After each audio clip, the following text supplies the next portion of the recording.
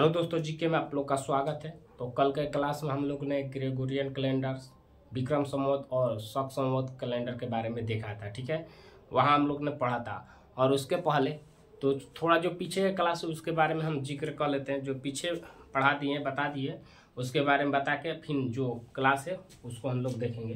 तो सबसे पहले हम लोग इस वंश में चालू किए थे। तो इसमें हम सबसे पहले ही दिन लिखवाए थे ISP के 4 गो विदेशी आक्रमण हुआ था। क्या हुआ था? 4 विदेशी आक्रमण हुआ था। कब हुआ था? तो मौर्य वंश जब था, मौर्य वंश था, मौर्य वंश के जब पतन हुआ, मौर्य वंश जब खत्म हुआ, पतन हो गया, तो उसके बाद 4 विदेशी आक्रमण हुए थे। क्या हुए थे? तो 4 विदेशी आक्रमण हुए थे। 4 विदेशी आक्रमण हुए थे, जिसमें पहला हम बताए थे कौन? तो यूनानी थे। पहला कौन थे? यूनानी, हिंद यूनानी थे। कौन थे? तो पहला थे हिंद यूनानी। ठीक, ये हम पढ़ा दिए। दूसरा क्या थे? तो शक थे, शक वंश था। ठीक, हाँ। और एक चीज और, पिछले क्लास के जो वीडियो में हम गलत बोल दिए थे, ध्यान पे नहीं आया था, नहीं होता है पढ़ाते समय, तो हम क्या बोल दिए थे? पहलव वंश था तो हम पल्लव वंश लिखवा दिए थे, तो उसके लिए सॉरी। ठीक है, पहलव वंश है। ठीक, तो शक वंश। तो ये दो चीज जो है, ये आई से हिंद यूनानी हुआ, बल्कि इंडो ग्रीक हुआ। कौन हुआ? Indo Greek. तो इंडो ग्रीक या हिंद यूनानी, इसको पढ़ लिए। शक वंश पढ़ लिए हम लोग। ठीक, उसके बाद अब पहलव वंश चलेगा। तो पहलव वंश ले पहले हम क्या बता दिए? कैलेंडर बता दिए। ठीक है, क्या बता दिए हैं? कैलेंडर बता दिए। तो इससे पहले ये दो चीज बता दिए। इसके पहले क्या बता दिए? कैलेंडर। तो वहां से जाके कैलेंडर भी देख सकते हो, या ये आज पहलव वंश भी देख लोगे, उसके बाद कैलेंडर देख सकते हो, या कनिष्क से बता देंगे उसके बाद भी। लेकिन कैलेंडर जो है उसके बारे में थोड़ा जिक्र कर लेते। ये चीज हम बता दिए हैं। जो नहीं देखा है उसको समझ में कुछ नहीं आएगा, वो पीछे जाके क्लास देख लो, उसके बाद सब समझ में आएगा। यही जो वीडियो है, यूट्यूब जो चैनल है, इसी पे तुमको मिल जाएगा। ये जितना क्लास बताएं वो सब मिलेगा वहाँ। एक टॉपिक हम इसको पढ़ लिए। तो अब आज का जो क्लास है थोड़ा ये चीज़ हम पढ़ा दिए हैं। ठीक, उसके बाद बता दे रहे हैं। उसके बाद कैलेंडर में जो कल बताए थे उसके बारे में हम थोड़ा जिक्र कर ले रहे हैं। ठीक है, उसके बाद हम इसके बारे में आएंगे। तो कैलेंडर जो था, तो कैलेंडर में 3 बताए थे। कैलेंडर में कौन कौन बताए थे? तो विक्रम संवत के बारे में बताए थे। विक्रम संवत बताए थे। उसके बाद कौन से बताए थे? तो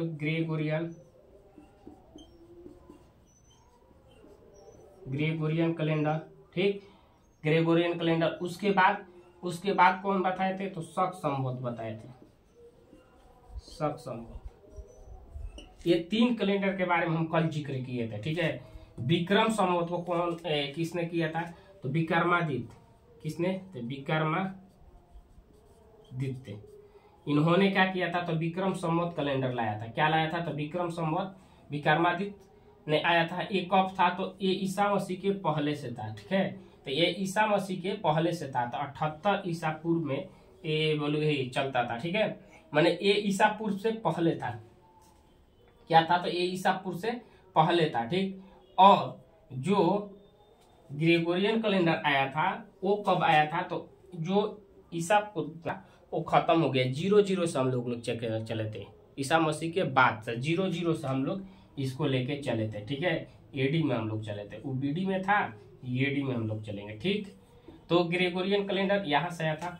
और कनिष्क जो शक संवत था, शक संवत, वो कब आया था?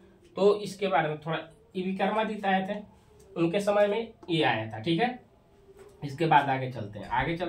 कब आया था? तो 57 BC था। ठीक है, 57 BC था। माने 57 BC ईसापुर में क्या हुआ था?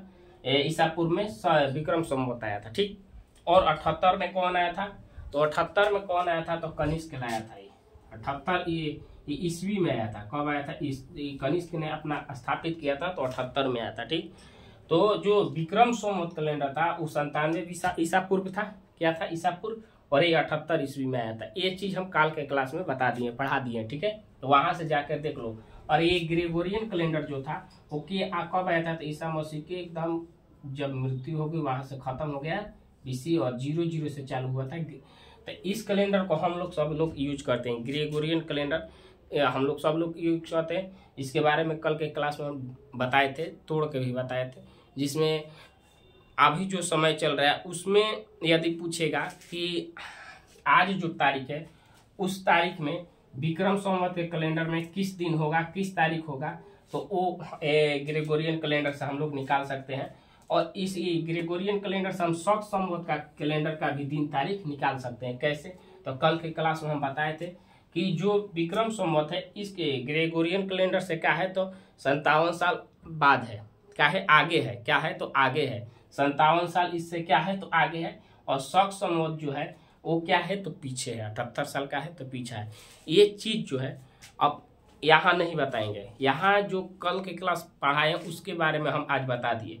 यदि समझ में नहीं आए और ये चीज बताए और इसको अच्छा से देखना है तो ये जो पीछे के क्लास जाके देखो, उसमें लिखा हुआ है कैलेंडर, सिर्फ लिखा हुआ है ग्रेगोरियन कैलेंडर के नाम से बना हुआ है, DPU डाला हुआ है, वहां से इसके बारे में अच्छा से जानकारी ले सकते हो। ठीक है, तो वहां से जाके पढ़ लो, कल के क्लास के में बता चुके हैं। ठीक है, आज का जो क्लास है उसके बारे में हम लोग जिक्र करेंगे। तो आज का जो क्लास है कौन सा, तो पहलव वंश के बारे में हम लोग देखेंगे। ठीक, कौन से वंश, तो पहलव वंश। ये तमाम चीज जो लिखवा है इसके बारे में हम कल के क्लास में बता दिए। ठीक है, शक संवत और हिंद यूनानी ये तमाम चीज क्या है तो पीछे के क्लास में बताया हुआ है, बता दिया है। वहां से जाकर भी क्लास देख सकते हो, जिसको छूटा है वो क्लास जाके वहां देख सकता है। और ऐसा होता है कभी कभी नहीं समझ में आता, तो नहीं समझ में कोई चीज होता है तो शुरुआत से रहोगे तभी समझ में आएगा। तो ये चीज 4 विदेशी आक्रमण बताए, अभी जो ट्रिक लिखवाए थे ISP के एक पहले की क्लास में भी बताए थे, और उसी के हिसाब से हम लोग चलते हैं। आज पहलव वंश हो जाएगा खत्म, उसके बाद कुषाण वंश चलेगा, कुषाण वंश खत्म होने के बाद ये गुप्त काल ला देंगे। ठीक है, तो ऐसे ऐसे हम लोग का चलता रहेगा। तो चलते हैं, तो तीसरा आक्रमण विदेशी, जो तीसरा आक्रमण कौन किया था, तो पहलव वंश। कौन किए थे, तो पहलव वंश। पहला आक्रमण किसने किया, तो पहला आक्रमण हिंद यूनानी। अब इधर चलते हैं, हिंद यूनानी ने पहला आक्रमण किए थे। ठीक, दूसरा आक्रमण कौन थे, तो शक थे। ठीक, शक थे, शक वंश के। और तीसरा कौन हुआ, तो पहलव वंश हुआ, पहलव वंश। ठीक, और चौथा कौन आएगा, तो कुषाण आएगा, कुषाण वंश।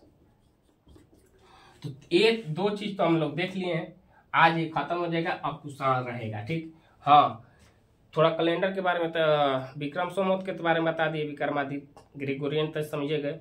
और शक संवत जो था वो कौन लाया था, शक संवत तो कनिष्क लाया था। कौन लाया था, कनिष्क। उसने 78 ईस्वी पे गद्दी पर जब बैठा, ईस्वी में 78 ईस्वी में गद्दी पर बैठा, तो वहीं से अपना कैलेंडर लाया था। लेकिन वहाँ के जो शक थे उन्होंने ज़्यादा उपयोग किए उस कैलेंडर को, इसलिए शक संवत के नाम से जाना जाता है। तो वो चीज़ जाके पीछे देख लो। ठीक है, बताए हैं। तो चलते हैं आगे। तो ये चीज अब पहलव के बारे में। तो तीसरा जो विदेशी आक्रमण हुआ कौन किया, तो पहलव वंश ने किया था।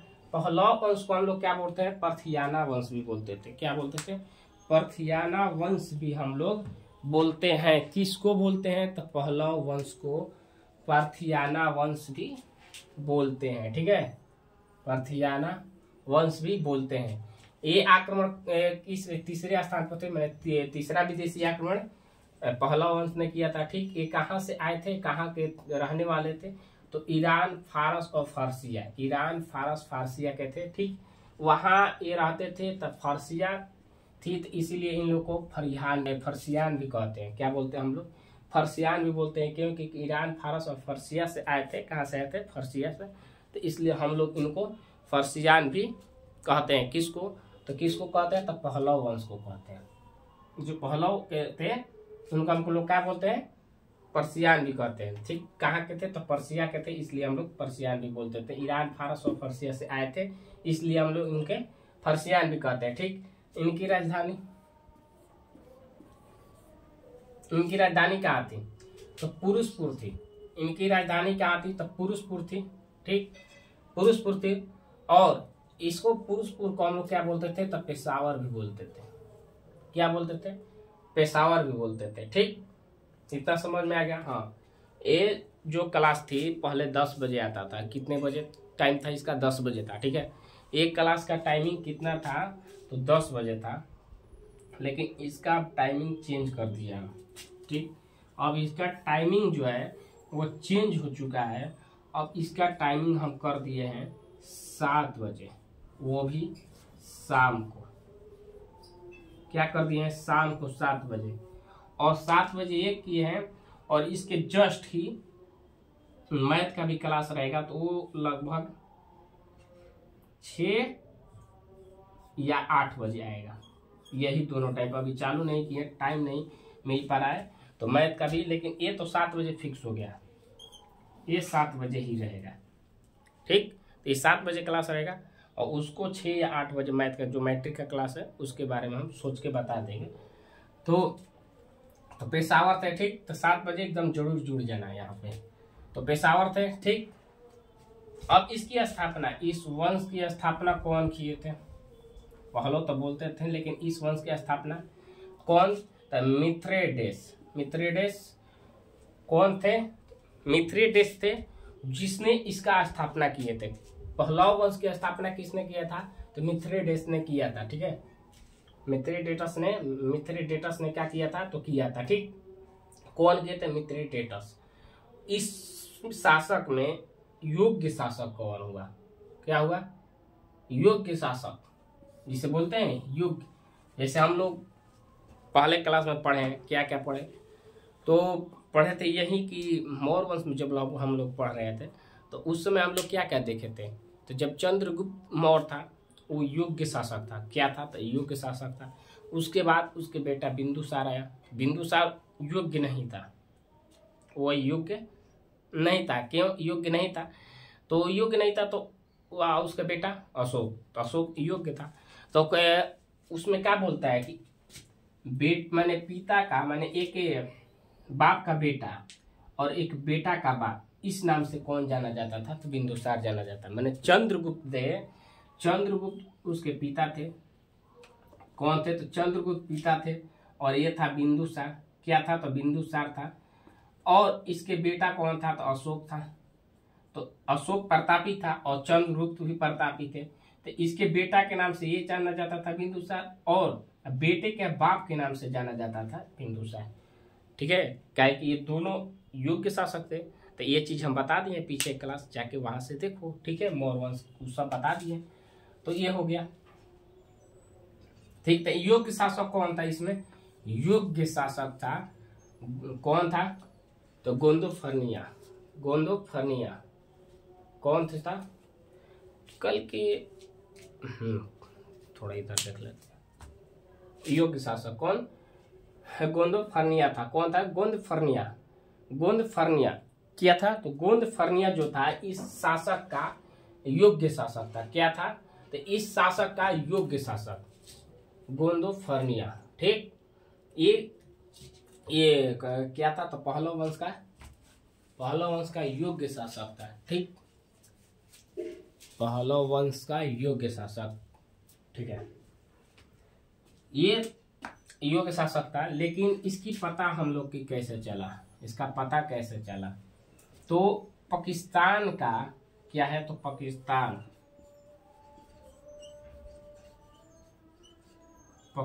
जो है, पाकिस्तान में तख्त ए बही एक अभिलेख है। क्या है? तख्त ए बही एक अभिलेख है, जो खरोष्टी भाषा में, खरोष्टी लिपि में लिखी हुई है। क्या? खरोष्टी लिपि में लिखी हुई है। वहां से पता चलता है कि गोंदोफर्निया जो थे ये योग्य शासक थे। क्या थे? तो पाकिस्तान में ये चीज मिला था, तख्त ए बही जो खरोष्टी भाषा में लिखा हुआ था। क्या था? तो खरोष्टी भाषा में लिखा हुआ था। और इस अभिलेख से पता चलता है कि गोंदोफर्निया जो थे वो क्या थे? तो योग्य शासक थे। क्या थे? तो पहलव वंश के योग्य शासक थे। ठीक है, इतना समझ में आ गया। कल के मैच में हम लोग ये कल के बोले मुंबई और ये चेन्नई के मैच जो IPL चल रहा है उसमें हम लोग देखे, और एक देख रहे थे राजस्थान और KKR, दोनों मैच देखे हम लास्ट में। तो मैच यही देखे क्या मालूम, यही चलता है कि देखिए भारत के जो बैट्समैन है, जैसे में रोहित शर्मा शतक मारे, रोहित शर्मा क्या किया भाई, शतक मार दिया, ठीक, रोहित शर्मा शतक मार दिए, ठीक, लेकिन